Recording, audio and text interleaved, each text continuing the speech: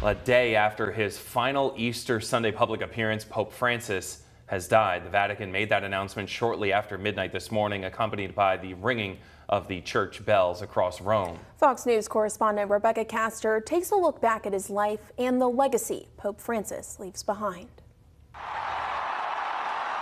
When the white smoke filled the air over the Vatican in March of 2013, it signaled Pope Francis had been elected to lead the Catholic Church.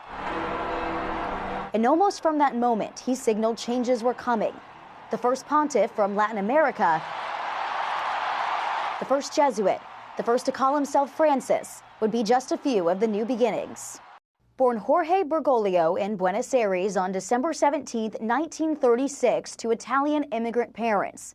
He graduated with a degree in philosophy from the College of San Jose and San Miguel and was ordained a priest in 1969.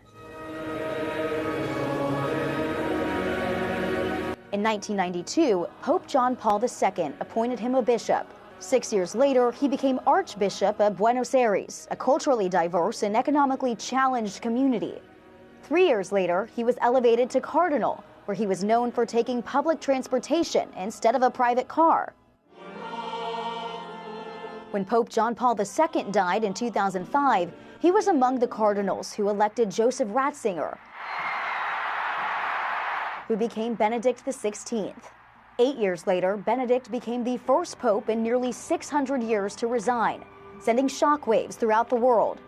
For Benedict's successor, the cardinals chose the 76-year-old Bergoglio. It was a surprise to most, but not his fellow cardinals. He turned down the palatial papal quarters in favor of a more modest residence at the Vatican.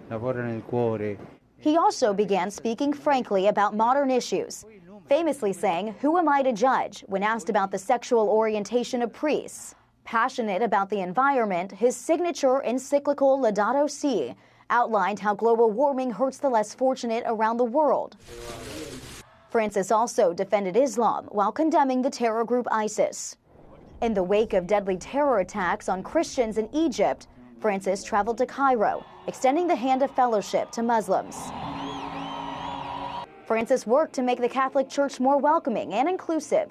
He said he welcomed criticism of his papacy because it meant there was freedom to speak. His priestly motto had always been a Latin phrase that recognizes God's mercy and sovereignty, a sentiment that guided his ministry and will now be his legacy. In Washington, Rebecca Castor, Fox News.